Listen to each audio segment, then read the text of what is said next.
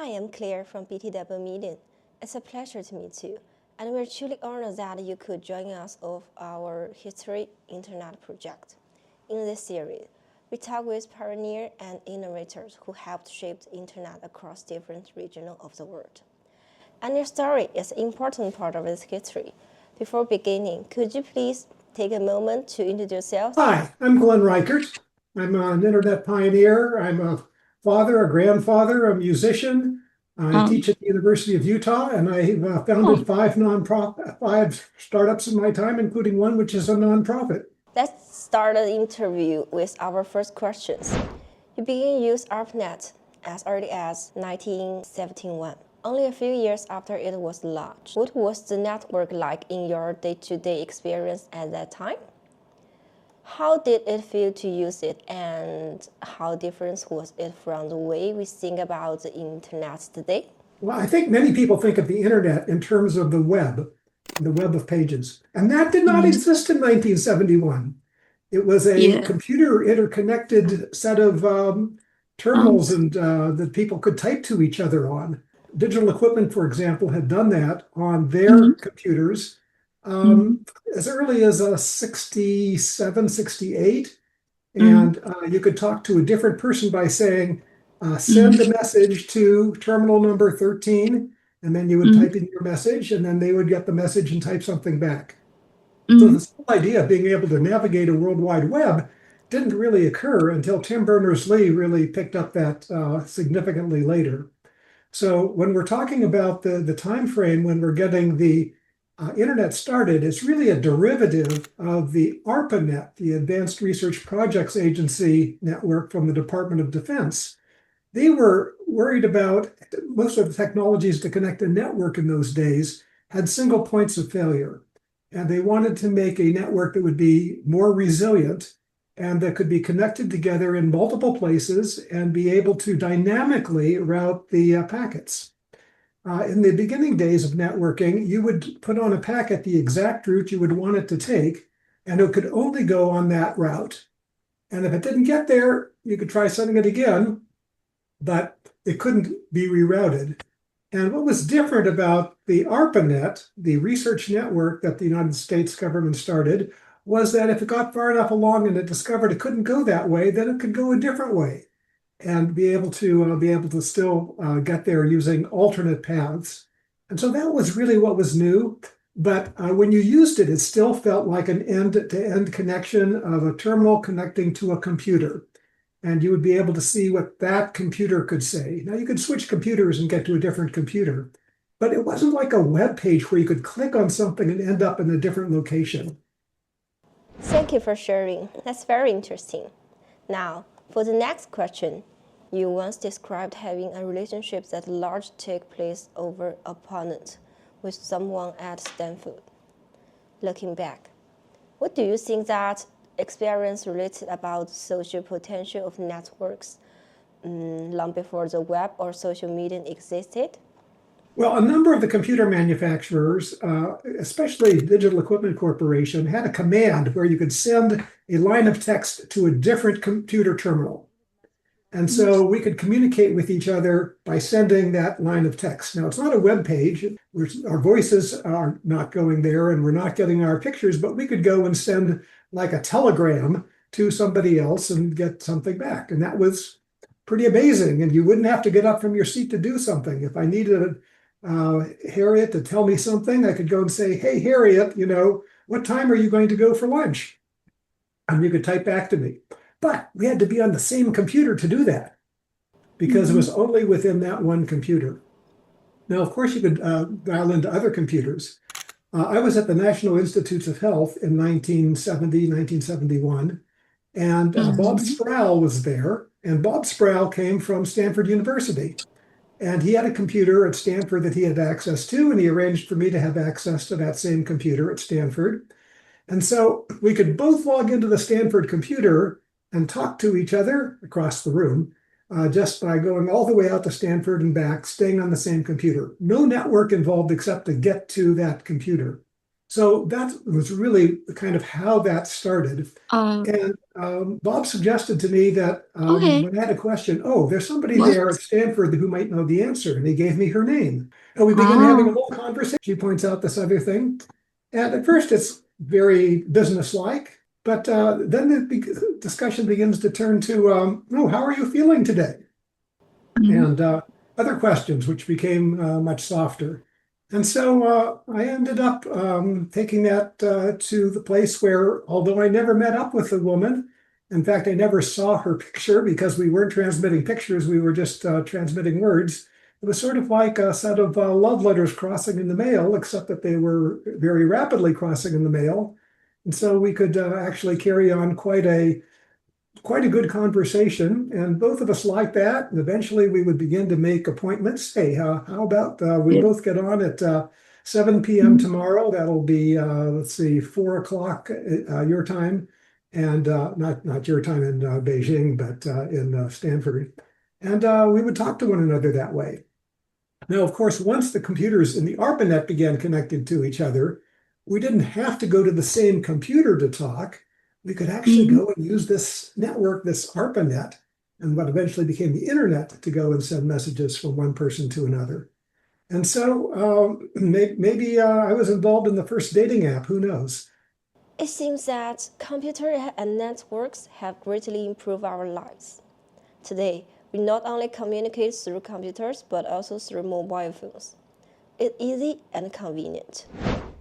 Now, for the next question, where you were at the University of Maryland, you helped interconnect multiply incompatible networks, creating what became one of the early examples of an internet-based company.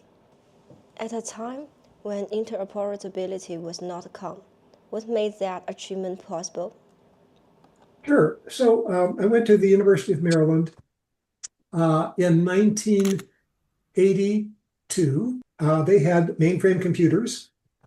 And I was in charge of the mainframe computers and a couple hundred people managing those mainframe computers. And the way it would work is that you would type out or you would punch out on punch cards your Mhm. program and your data. And someone would come around in the morning and pick it up physically and take it in a truck and take it over to the computers and put it in the card readers. Mhm. And the computers would work on that. It would print out. The printouts we would take them back to the place where the card decks had been left. And you could get about one run per day of your program. And if you'd made a mistake, now try tomorrow. And if you'd made the second mistake, try the next day after that. So that was not very quick or advantageous to do that. So people began getting these brand new things called mini computers or microcomputers, and they were able to go and do something locally, not very powerful because they weren't as powerful as the big mainframe computers, but you could still do things. And I thought to myself, that could really put us out of business. What can I do to help support this new mode of operation? And my answer was, well, they may not be bringing cards to me, but I could go and extend the network to them. So let's have a campus network. And the only problem was that every computer manufacturer had their own networking protocol. So an IBM machine could talk to an IBM terminal, but they couldn't talk to each other. Big problem. And it was a big problem for the support staff as well, because there were different computer manufacturers, and each one had their own commands and their own quirks and their own updates. And it was hard to keep track of all of them. And it was just becoming quite a difficult thing.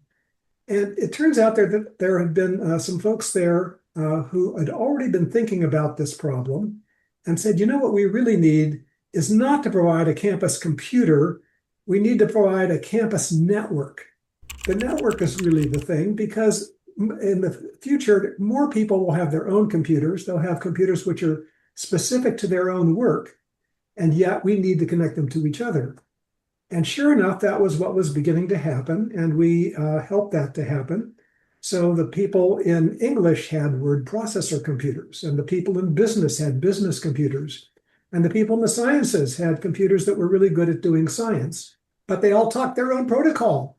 Big problem. We couldn't connect them one to the other if they weren't talking the same protocol. And each company was hoping that its computer network protocol would win out and they would have the entire market to themselves. But of course, that didn't happen. IBM came close, but they never did get more than half of the market for themselves. Digital equipment was very strong in the science market, but again, was not able to go and capture much of a market outside the science market. And so there had to be something that was a common denominator. And the common denominator turned out to be, in 1980, the Department of Defense had already realized we have this problem with our Arpanet. The Arpanet needed to connect to different kinds of computers, and yet, we don't have the software to do that. And as a result, they put out a procurement that said, we will not buy computers for the United States military unless they can talk what became known as the Internet protocols, the TCP and IP protocols. And because of that, every manufacturer who wanted to sell to the government, and that was all of them, they all ended up developing the computer codes to allow their equipment to talk TCP IP. Perfect for me. If I would do a campus TCP IP network and get this code, which by the way was free because there wasn't any market for it. No one had ever tried to connect together all these things together. So I would go to Wang word processors and say, can I have your TCP IP? Oh yeah, we had to do that for the DoD, but no one's using it. Don't worry, just send it to me. I'd like to use it. And repeated that, of course, with all the other different kinds of computers on campus. And instead of running a campus computer center, I ran a campus networking center. Networking center scales much better than computer center, and everyone gets to use the type of computer they want to use. And because we have this standard for networking that the Department of Defense was kind enough to make everyone develop, but was not worth any money because no one was using it, perfect. So we became probably the first campus in the country, maybe the world, I don't know, that was focused not on providing computer services anymore. We were providing networking services, inter-brand networking services to make that happen. And that was really kind of the start of demonstrating that although it was still only on one campus, this was going to be a real opportunity to bring things together. Our campus president, Brett Kerwin, recognized this and said, this is the best thing I've seen. Most universities operate in little tiny enclaves. The physicists talk to themselves, the mathematicians talk to themselves, the people in the business school talk to themselves, but they don't talk together. And by the way, they basically can't unless they try to write it down in English and send it through the mail, and no one does that much anymore. So with their computers able to talk to each other, that became suddenly possible. And just to make sure, Britt Kerwin was his name, William E. Kerwin, really had the vision for making this happen on campus. He used to have a staff of 12 students that he would use and have sitting outside his office at all times, just in case it turned out that he needed to send out something like, the campus is closed due to weather. If there was a problem, they would manufacture multiple copies of the paper. They'd hand them out to the students. The students would run across the campus and give one to each of the deans, who would give them to the department chairs and so forth. Campus is closing today at 2 o'clock because of snow. Well, no problem. Since I had a campus network, we just attached printers in each of the dean's offices. We called it the dean's system. And those printers would go and could print out something on request. It was kind of like a on-campus fax, what we would today call a fax. And he could go and say, campus closes at 2 p.m.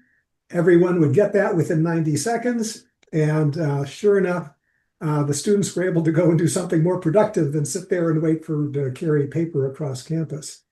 And so the network became really important to all of the campus and to the campus administration, and eventually to the University of Maryland system administration between the campuses. And so I really did get a lot of support to do the campus networking. One of the things that really helped to continue this is that in those days, the physicists all believed that what they needed was a more powerful computer in order to connect, in order to do the work that they needed to do.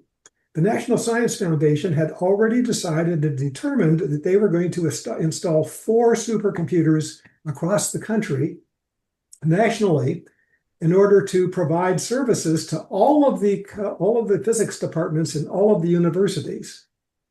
So all the universities started going and saying that they would, join this or that particular supercomputer center proposal. That worked out great. I actually was one of the co-PIs on a proposal for the University of California at San Diego supercomputer. Here I am at the opposite end of the country, if you know your US geography. So Maryland's over on one side, exactly the opposite side is the supercomputer that I'm supporting. But, I think that's going to be okay because we need a network to connect it. So there ended up being a networked, supercomputing center program financed the first academic TCP/IP computer network, the first so-called NSFNet, National Science Foundation Network. And that first network needed some routers to route between things.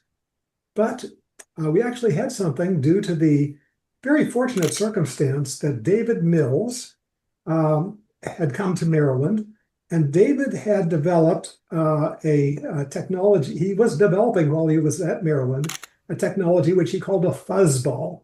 And a fuzzball was a very inexpensive PDP-11 that he had programmed to act like an internet router, which of course I had needed. And I had encouraged this just to network the campus. But if I can network the campus with this, I can also network the country with this. And so the National Science Foundation paid for fuzzballs to be located at each of the National Science Foundation supercomputer centers. Suddenly, I'm supporting a national network. I'm only one campus, but we happen to have the right attitude. We happen to have the David Mills fuzzball technology. We happen to already know how to run a campus network running the internet protocols. We're just extending that across the country for the supercomputer centers. And so that's kind of really what happened and how it happened that we were able to go and take what became the internet protocols and be able, because of academic purposes, get it all across the country.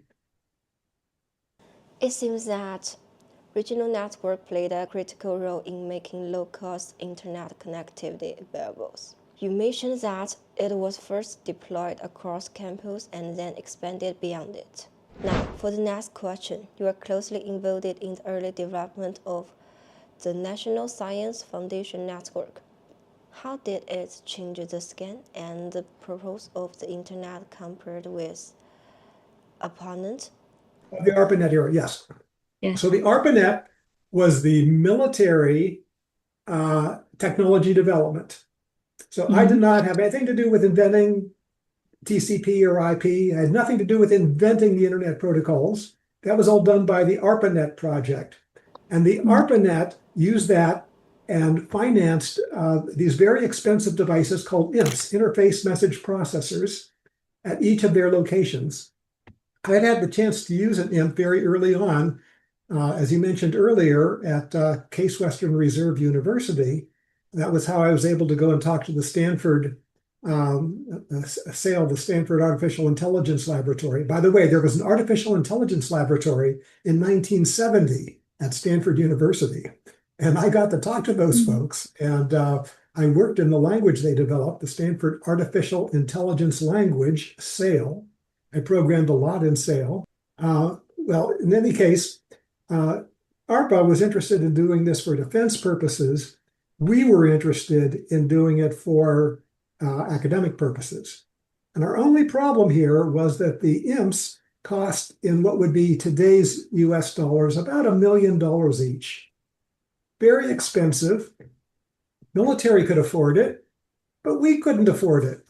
And that's where the David Mills devices, the fuzzballs, came in. He could take a fuzzball, which was 1/100th the price of an IMP, and do basically the same technology.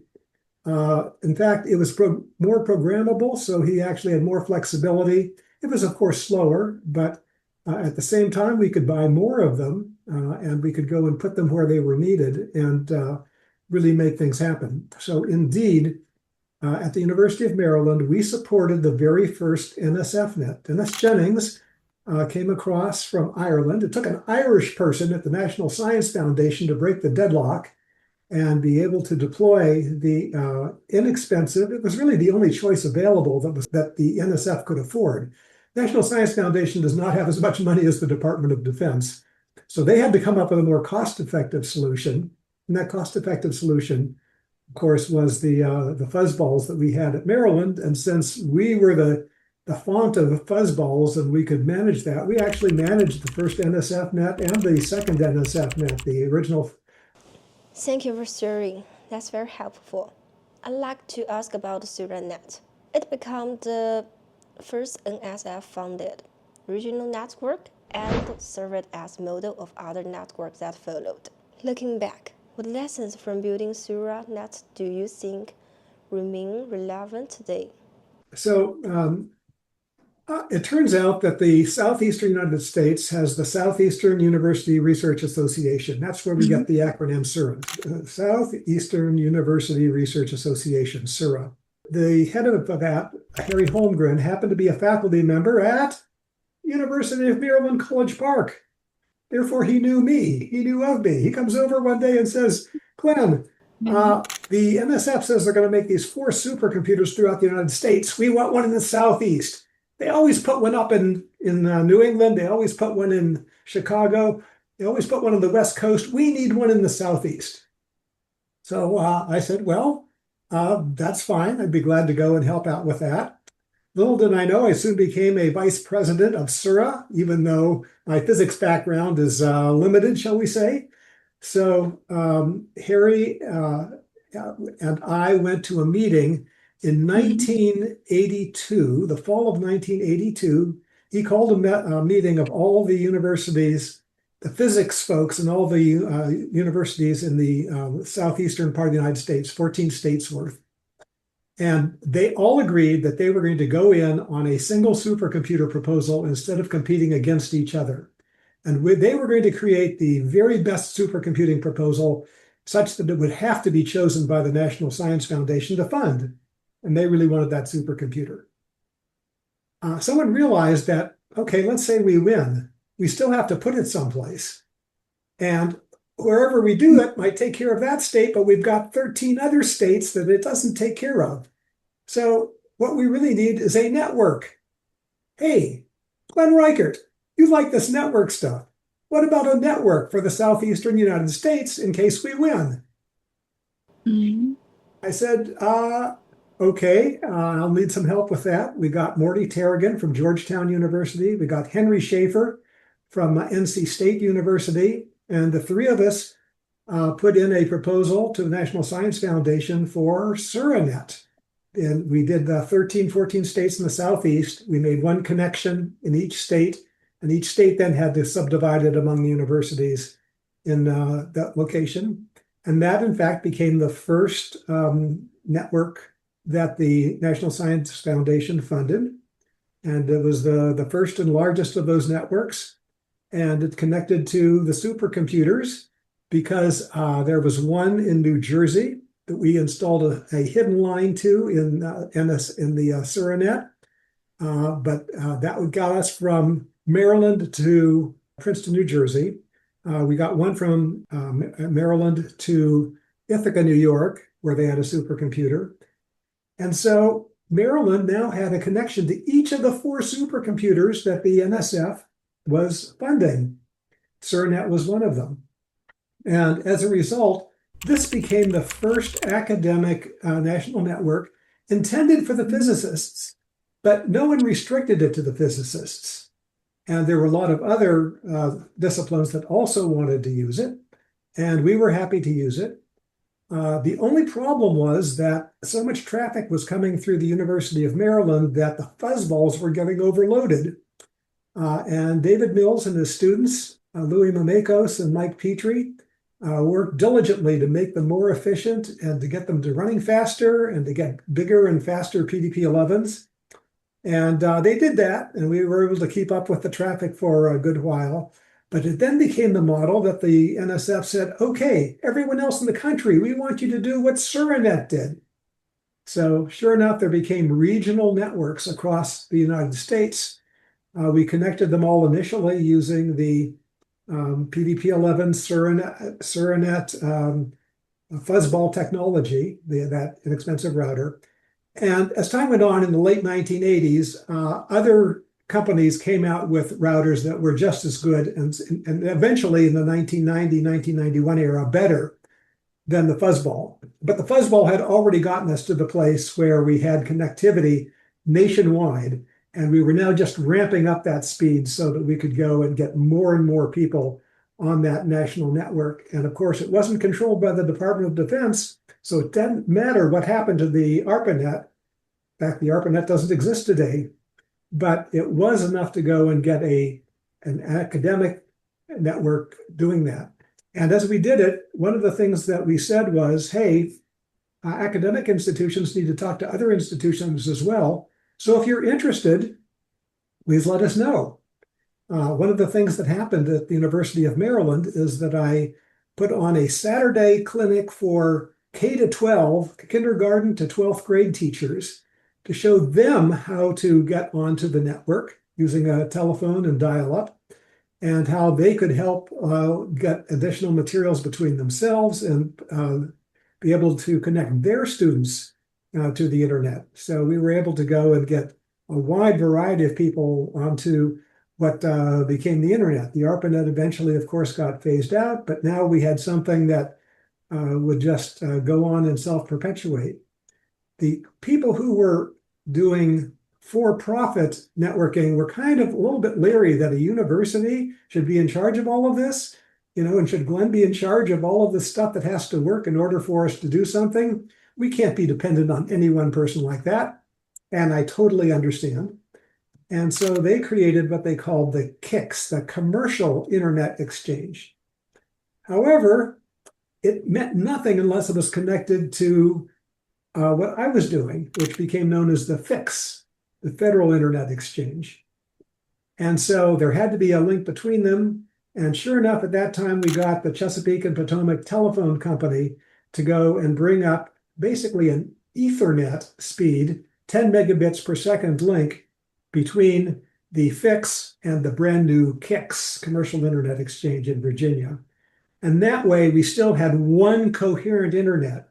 It might have two centers, but the two centers were connected with such significant bandwidth that it acted as though it were one. And they were both in the DC area. So when something happened, we could go to the other one if necessary to make that happen. But that created a single point of failure for the internet. If that link between the two went down, or one of those two went down, it would be quite serious. And so eventually, everyone agreed, including Glenn Reichert, that we needed a second, not in the Washington, D.C. area, place where everyone connects. So what we had done became Fix East. And Milo Medin created something called Fix West at the Ames Research Center. And at that point, we lost the single point of contact failure point for the internet, and the internet can now operate on at least two interchange points. As you may know, there are now tens of thousands of interchange points across the world, including a good number in Beijing and other important places in the world. It seems that the open interconnection point you operated at Maryland eventually evolved it into what we now recognize as an internet exchange point. At what moment did it become clear that this openness also introduced new risks, such as the possible of a central point of failure or security vulnerabilities? Right. So I told you that we were having all the disciplines use it. We were doing it throughout the southeastern United States. It's all coming out of the University of Maryland. We put a separate building. Some of the federal agencies that were connecting to us wanted to make sure it was more secure. So it turns out there was a bank on Route 1 that was adjacent to campus. It was right, not on campus, but it was right next to campus. So we could run fibers between the bank and the computing center. And At the bank, they had vaults. And so what we did to make everyone happy is we would put the most crucial routers for the fix into this bank vault and protect it with bulletproof glass. And of course, no signs up, nothing so you would notice when you came down the road that this was actually the center of the internet at the time.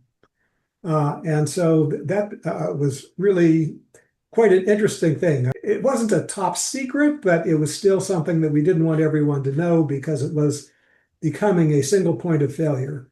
And because that was a single point of failure, it turns out that we ended up having a second point for the commercial exchange opening up in Northern Virginia.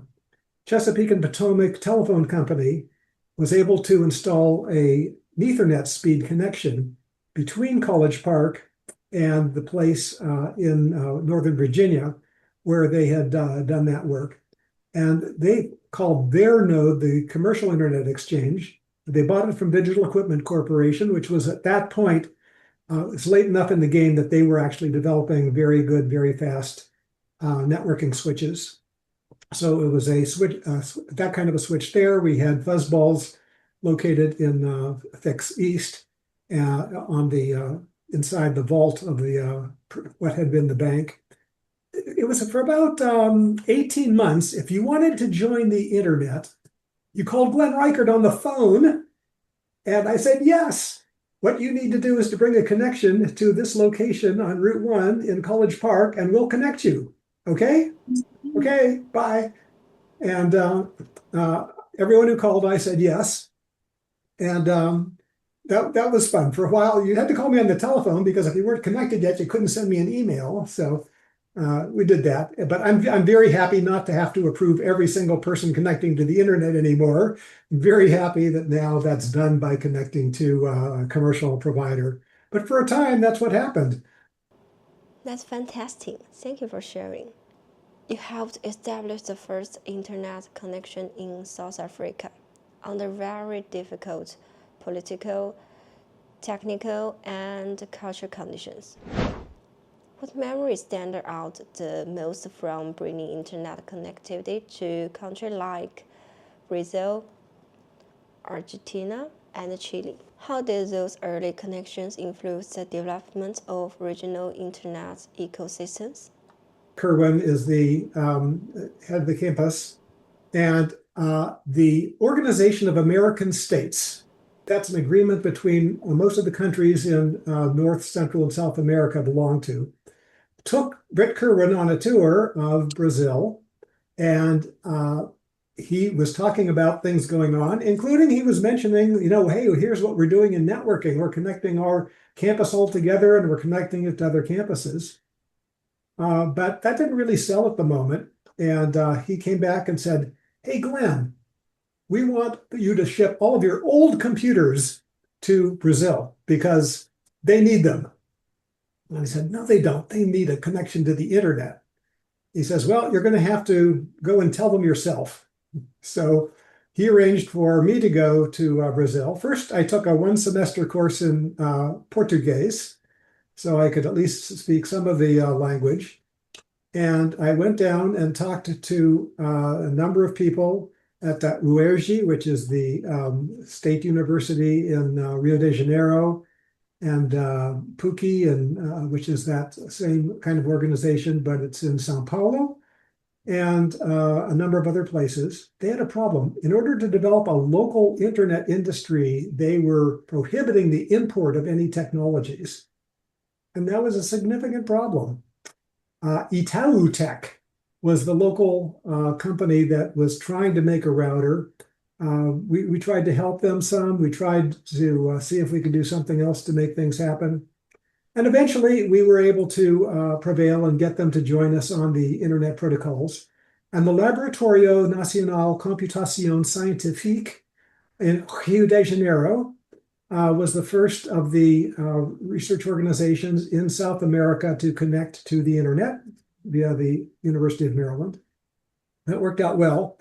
As soon as the Paulistas, that's the folks who live in Sao Paulo, figured out that's what was going on, they said, you're dealing with the Cariocas. You should deal with us, the Ballistas. We are the real part of Brazil. So they said, we want double whatever it is you're doing in Rio de Janeiro. What happened was that we were able to go and put in T1 speed connections. That's 1.5 megabits per second. And they said, we want 2 of them. So the first really high bandwidth doubled up connection for reliability was from the University of Maryland to Sao Paulo. And of course, we had the connection to the Laboratório Nacional de Computação Científica in Rio de Janeiro. That worked out really well. In Argentina, we were able to go and get a connection from the council in Argentina to their Washington embassy. They had this direct connection at 8 kilobits per second that allowed them to go and process visas in the United States. We said, what are you using that for when you go home? Said, nothing. So the folks in Argentina and Buenos Aires, they went and prevailed on the folks in the counselor's office to be able to go and use that 8 kilobit per second link at night for connection to the internet. Sure, we can bring a small connection like that. That works out fine. And so if both ends, if both the consulate and the main office threw the switches at the end of the day into the internet position, we then had an internet connection between Buenos Aires and the University of Maryland and the rest of the internet. And in the morning, then they would go and switch them back and they would process visas. So that worked out fine for a while. And it was also used for a protocol called UUCP, and was probably actually used more for the connection to Argentina than the internet protocols because it was only up 8 hours a day. And this other protocol I just mentioned, it would wait until the connection was made and then it would go and send the data, which is not quite the same way that the internet wanted to make that work. And they were very happy with that. I have a story for Chile. We were connecting Chile as well. Chile could not decide who in the country would work with us. The Catholic universities said, we are the people who you should be connecting to. You should work with the Catholic universities. And that was fine with us. We were happy to do that. But then the people in the Department of State office said, oh, well, remember in Argentina, you were working with the State Department. You need to work with us. And I said, I'll work with either or both of you, whatever you can do, let's just get this going. So we ended up with 2 connections to Argentina. I'm over in Chile. 2 connections to Chile. One was done by the state folks and one was done by the Catholic universities in Chile. And I was getting this financed through the National Science Foundation as part of their international science program. And they said, we're not going to pay for 2 connections to Chile when we're only paying for 1 to Brazil and 1 to Argentina. So they don't deserve 2.